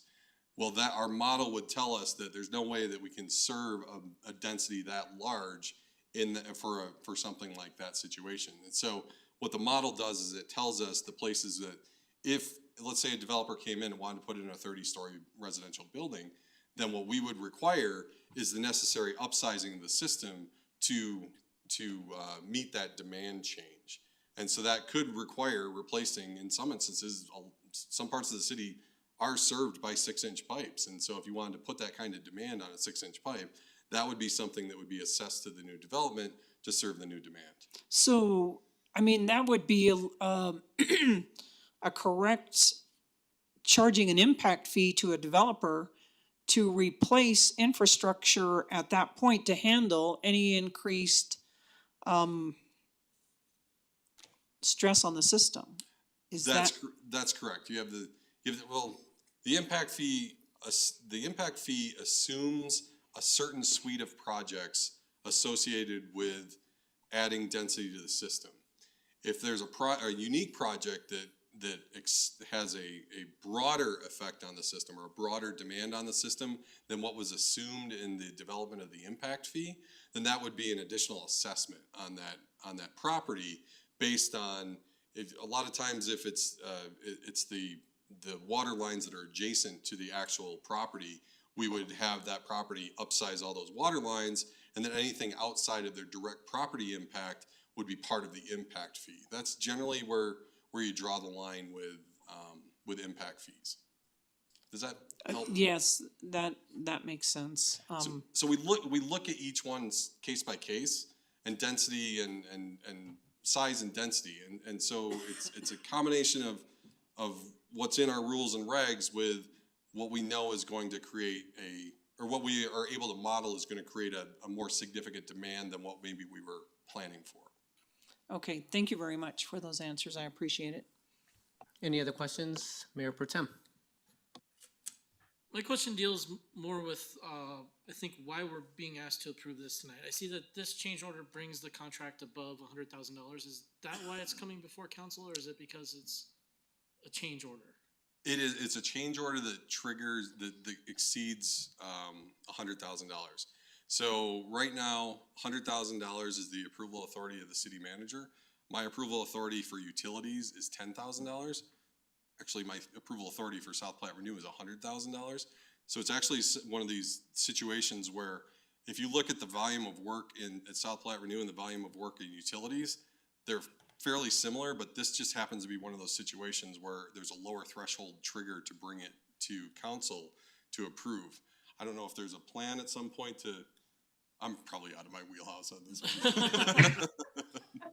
I'll stop there. And then secondarily, for clarification, we're being asked to approve money that's already been spent. That's correct. And the reason why is in the moment, and on December 29th, when we weren't sure how much this project was gonna cost, I said, go forward, we'll sort out the finances afterwards. So as the director, I told my staff, go get it fixed because it's affecting the hospital and it's affecting that area. And then once we got the final invoicing several weeks later of what the costs were, that's what kicked it over that 100,000 and caused us to bring it to you here today. So in a normal circumstance on change orders, we approve the change order prior to doing the work. In this instance, it was an emergency response and I just made a call to fix it and then we'd sort it out later. So this was the contractor that could roll out. It just happened to take them above their contract limit, but we decided to approve it anyway because we needed it done quickly. Yeah, so essentially to get the water system repaired and back online, we needed to do whatever was necessary. And at that point in time, when there's a break, we don't know if it's a small break or if it's a big break or what the break actually is. And that's the thing with these on-call contracts is at the time that they're being called out, we don't necessarily know what the size magnitude of the issue is. When we did the original change order for $18,000, which was still within city manager approval authority, it was near the end of December, and we knew we had a new contract on January 1. Okay. So we thought we'll probably be okay. And then on December 29th, we had this large blowout of the system, which cost $21,000. So that's what kicked it 12,000 over what we had already been planning for to reach the end of the year.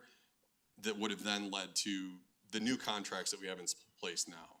So this is not a normal process, but it was a balance of keeping people in water, including the hospitals, with making sure that we go through the process to actually formally approve it properly. Absolutely. And then one more question, which is more general, and I believe there's a council request pending on this right now. So we don't necessarily need to answer this question right now, but I'm curious what draws the line and how costs vary if we notice that there's a problem with the water main and we fix it now versus if we fix it tomorrow and it's like, 2 o'clock in the morning on Christmas Day or something, something similar, an odd hour or an unfortunate time.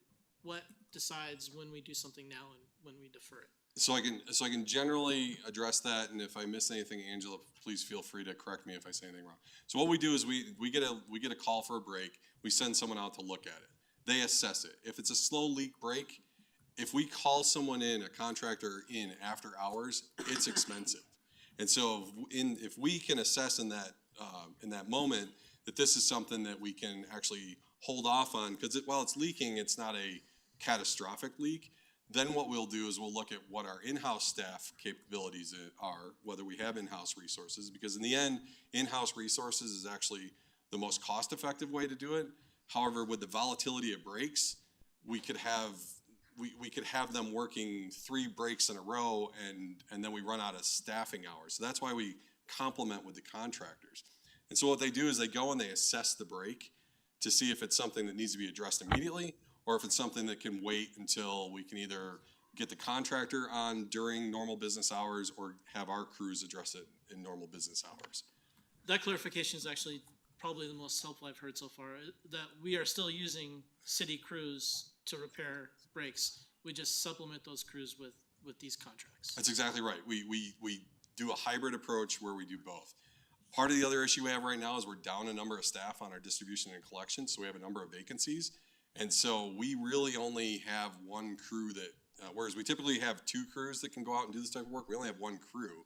And so we don't want to be left without any ability to fix breaks, which is why we've instituted this approach over the last 2 years to get on-call contractors to help supplement that. This is how other organizations I've worked in, that's how they've done it is, some of them were solely contract them all out. I like the hybrid approach. I think it actually is a more cost-effective way to do it. So that's how the goal is keep people with water as much as possible. And then this is how we're trying to do that and balance cost in the process. I think we can all agree with that goal. Thank you. Thank you, Mayor Pro Tem. City Manager Lewis. Thank you, Mayor. I just wanted to clarify that on the emergency purchase, that's part of the charter, Section 5, Part 118, I believe, Section 118, that gives the city manager authority to authorize those emergency purchases. Can you clarify what the limit is on that purchase? I don't see a limitation in charter. Okay, thank you. Thank you, City Manager Lewis and Mayor Pro Tem. Member Woodward. Yes, I want to just make sure I heard what I think I heard.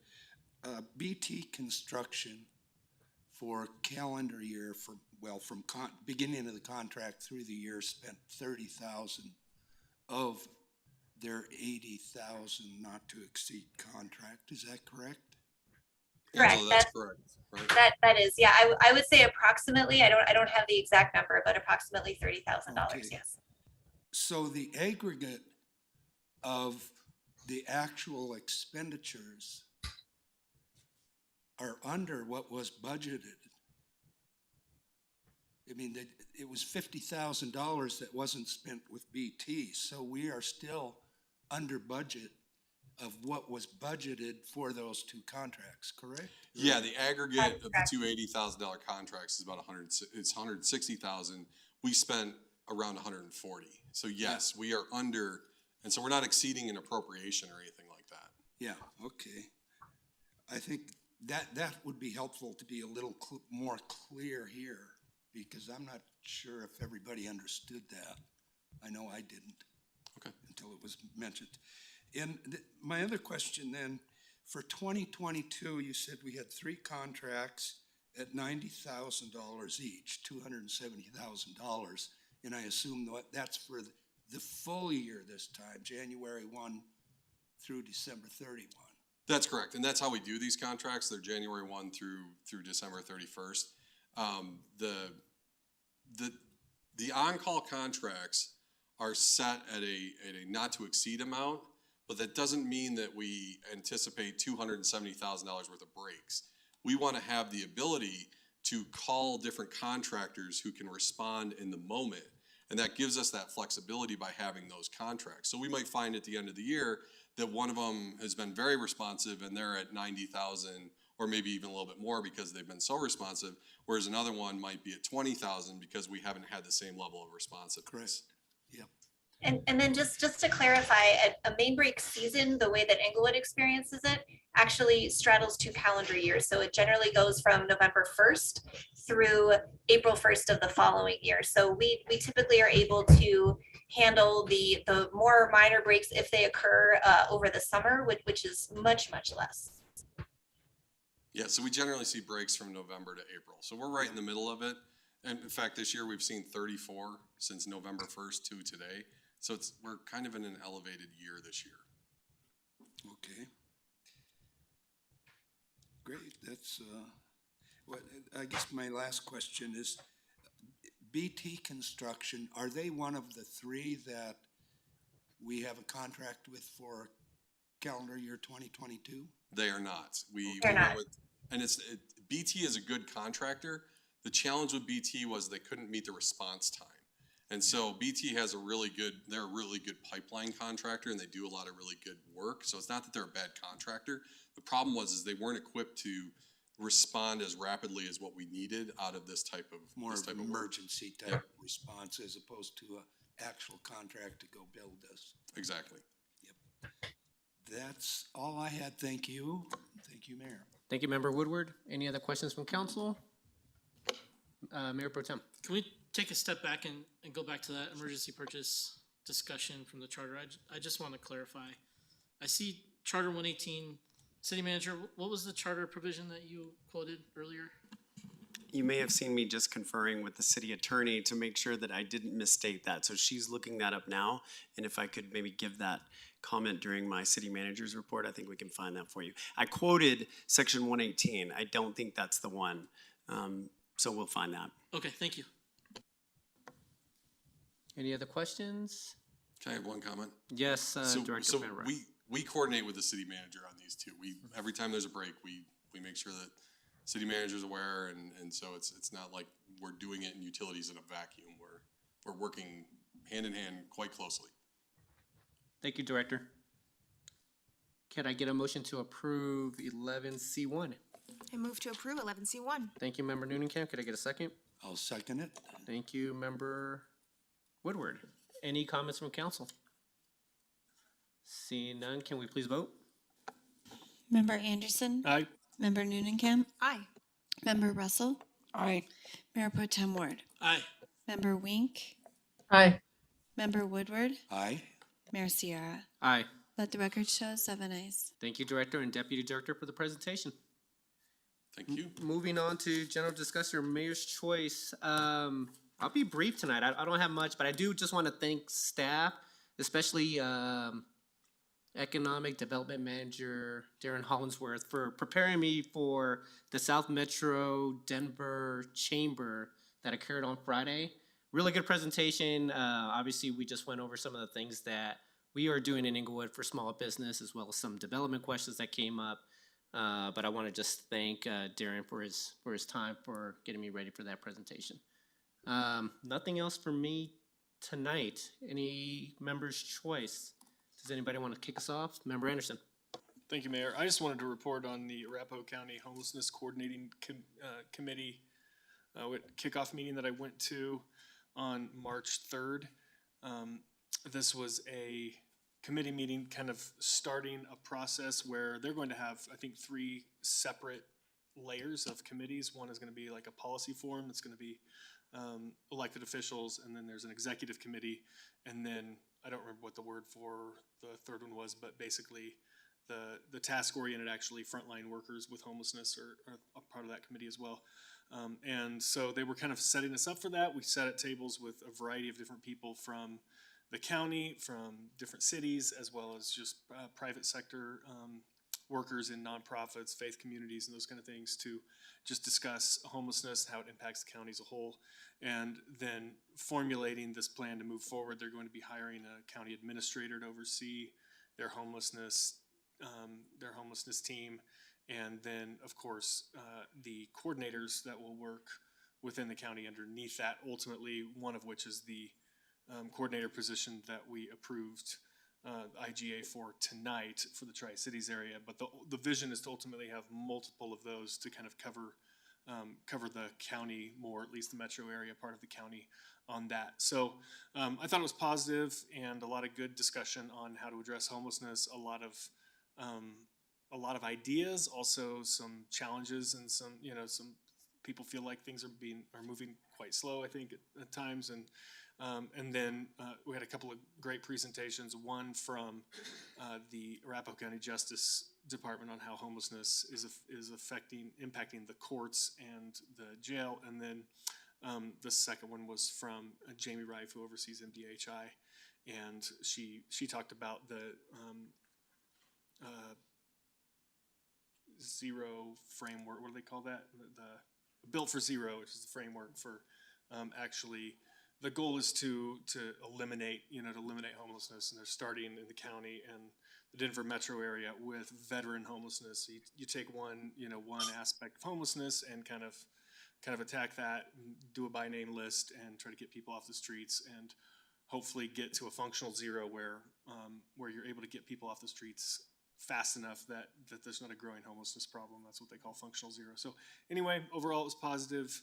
I know the city manager was there virtually, as well as several others from Englewood, including the director of Englewood Housing Authority, Lindsay Gorzowski-Hawking, and Mike Sangren with Change the Trend was there as well. So we had a good turnout, good representation from Englewood, and looking forward to how those committees develop over time. So thank you. Thank you for that, Member Anderson. Anyone else tonight? Member Noonan-Camp. Thank you, Mayor. The Cultural Arts Committee met this last Wednesday. Unfortunately, I was not able to be there, but I will be able to give a report out next week after I have a chance to watch the video. I'm sorry I haven't had a chance yet. But I also wanted to note 2 events in the community. Next Tuesday on the 15th is Frame to Art's 31st anniversary celebration from 5 to 7 at the gallery. That's an event in conjunction with the South Metro Denver Chamber and the Greater Englewood Chamber of Commerce. So it's a big celebration for them, 31 years. And then in response actually to Mr. Khan's comment this evening around having more conversations with council and being able to ask more questions and more engagement, I did just want to note for members of the public and the community who may be watching that I am having a community coffee on Wednesday morning at Grow and Gather from 8 to 9:30. I'm doing those the second Wednesday of every month at Grow and Gather, so stop by. Thank you, Member Noonekamp. Anyone else tonight? Seeing none, we'll move it on to City Manager's report. Thank you, Mayor. We are still looking for that code reference. I know when we had the water crisis, we were looking at, I had made a number of emergency purchases. So I won't get that for you and make it a council request from Member Ward, if that's all right. And we'll do that expeditiously. Just a couple of things tonight. Tim and I are both going, Assistant City Manager Dodd and I will be attending the ICMA Regional Conference in Irving, Wednesday through Friday. Tim will get back on Friday. But while we're both gone, Sam Watson, Chief Watson, will be acting city manager. Then Tim will return and be acting through the weekend. And then I'll return midday on Monday. I'm going to stay a little extra and help with my family stuff. And so that will be the plan for that. And then there was an event announcement that I'll have to email you the event that was in my mind and now escapes me. Glad to answer any questions. Any questions for City Manager Lewis? Seeing none. I think we may be adjourned. It is just before 8:10. See you all next week, everyone.